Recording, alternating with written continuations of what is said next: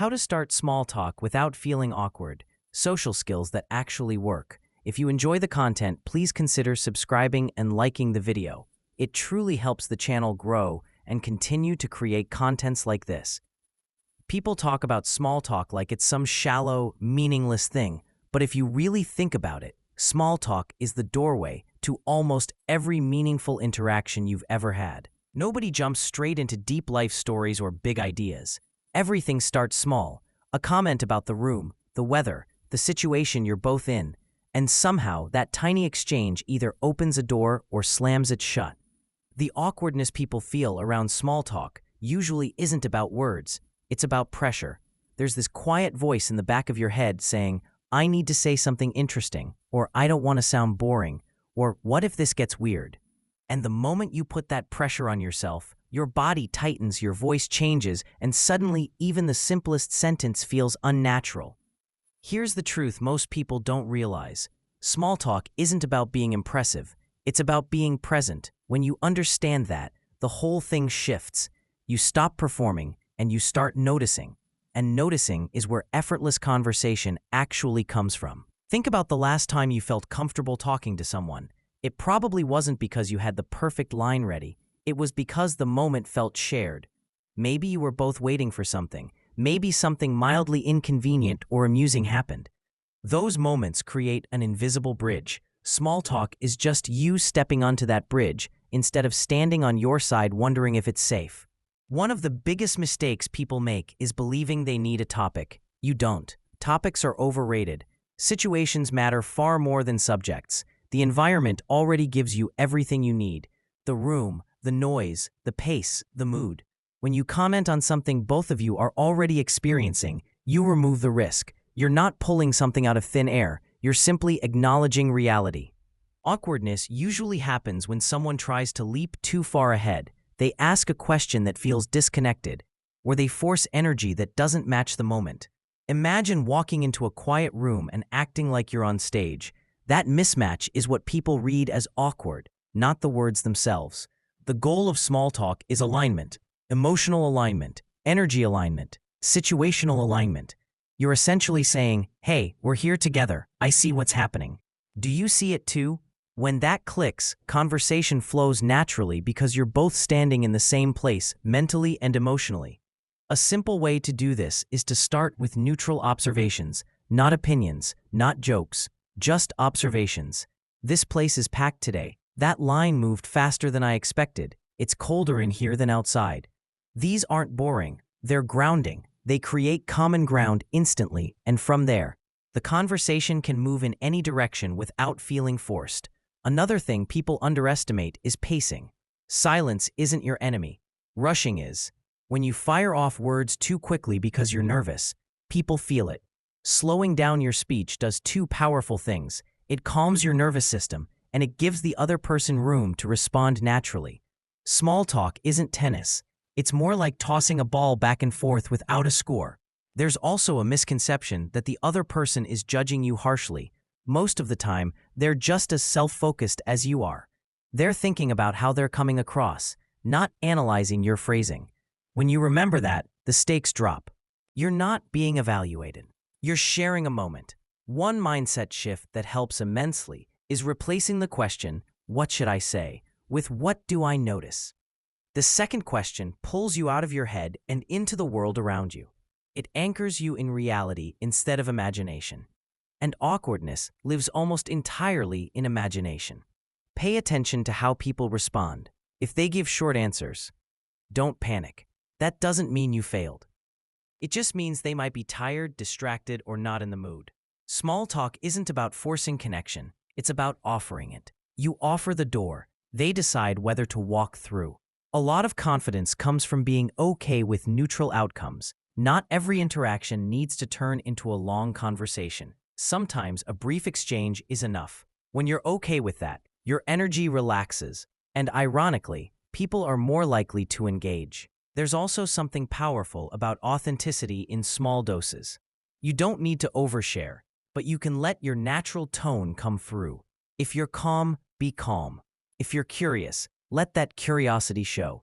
Trying to adopt a social persona usually backfires because it creates friction between who you are and how you're acting. Another overlooked piece is listening for direction. Small talk often reveals what someone cares about within the first minute. A word they emphasize, a detail they expand on. That's your signal. Follow that thread instead of introducing a new one. Conversation feels effortless when you let it unfold instead of steering it aggressively. And here's something important. Awkward moments happen to everyone. Even people who seem incredibly social have them. The difference is they don't assign meaning to it. They don't think, that was awkward, therefore I'm awkward. They think, that was a moment, and move on. When you stop catastrophizing small missteps, you become freer to speak. Freedom is magnetic. People feel comfortable around someone who isn't tightly controlling themselves. Small talk is a skill, but it's also a practice. The more you engage in low-stakes interactions, the more natural it becomes. You don't need to practice with high-pressure situations. Casual environments are perfect. Brief exchanges, no expectations, just reps, and over time, something interesting happens. The awkwardness fades not because you memorized better lines, but because your nervous system learns that nothing bad happens when you speak. That's when conversation stops feeling like a performance and starts feeling like a shared experience. Something that catches people off guard is how often their mind goes blank during small talk. You're standing there, the other person just finished speaking, and suddenly your thoughts evaporate. That moment can feel like free fall. But going blank isn't a failure. It's a pause. And pauses are normal in human conversation, even if we've been conditioned to fear them. Silence only becomes awkward when you rush to escape it. When you immediately scramble for words, your body signals tension. But when you allow a beat, even just a second or two, it communicates ease. People subconsciously read that as confidence. You're not panicking, you're thinking. A useful trick when your mind goes empty is to reflect instead of invent. You don't need something new. You can simply respond to what was just said. A short acknowledgement, a repeat of a key phrase, or a simple, that makes sense, can naturally reopen the flow. Conversation doesn't require constant novelty. It requires connection. Another powerful skill is learning how to transition from surface-level talk into something more engaging without forcing depth. This happens through curiosity, not interrogation. When someone mentions something personal, even casually, that's an opening. You don't have to dive deep, you just lean slightly closer to meaning. For example, if someone mentions work, most people either disengage or ask generic questions. But if you listen for emotion instead of content, you'll hear opportunities. Are they energized, frustrated, amused? Responding to the emotional tone rather than the topic creates depth naturally. Small talk becomes real conversation the moment someone feels seen. That doesn't require brilliance, it requires attention. There's also value in understanding when not to push. Not every situation is meant for extended conversation. Some moments are simply shared acknowledgments. Respecting that shows social intelligence. When you don't force interaction, people feel safer engaging when they're ready. Another common fear is saying the wrong thing, but most social missteps aren't remembered the way we think they are. People don't replay your words the way you do. They remember how you made them feel. If your energy is relaxed and respectful, minor imperfections fade instantly. This is why tone matters more than content. You can say something simple with warmth and it lands well. You can say something clever with tension and it feels off. The body communicates before words do. One way to regulate this is through breath. Slowing your breathing before and during conversation sends a signal to your nervous system that you're safe. When your body feels safe, your voice steadies, your posture opens, and your words follow naturally. You don't need to control every interaction. In fact, the more control you seek, the more awkward things feel. Social ease comes from allowing unpredictability. You don't know where the conversation will go, and that's okay. That's actually the point. Something else that helps immensely is letting go of outcome-based thinking. You're not trying to impress, persuade, or win. You're just sharing a moment. When that's your intention, the pressure evaporates. People who are good at small talk aren't constantly thinking about themselves. They're lightly focused outward. Curious, observant, responsive. Not intense, not detached, just present. There's also something to be said about kindness, a genuine, simple kindness, complimenting something specific, acknowledging effort, or expressing appreciation can instantly soften an interaction. It's not flattery, it's recognition. At the same time, authenticity matters. Forced enthusiasm feels hollow. If you're low energy, it's okay to be low energy. Calm is not boring. Calm is grounding. Many people prefer it. As you practice small talk more, you'll notice patterns. Certain openings feel natural to you. Certain environments feel easier. That's valuable information. You're not meant to connect the same way with everyone, and that's normal. One of the most freeing realizations is that you don't need universal approval. You just need enough comfort to show up as yourself. When you stop trying to appeal to everyone, the right connections form naturally.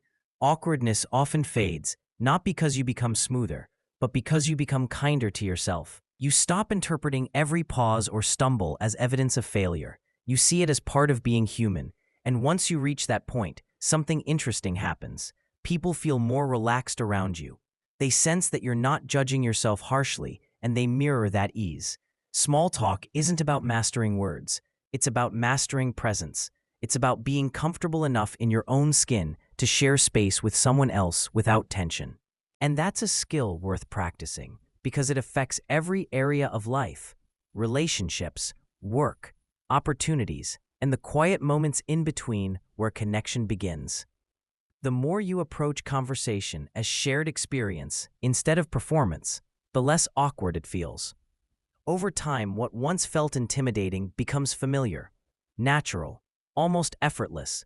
And that's when small talk stops being something you endure and starts becoming something you use, quietly, calmly. As the opening move to deeper connection.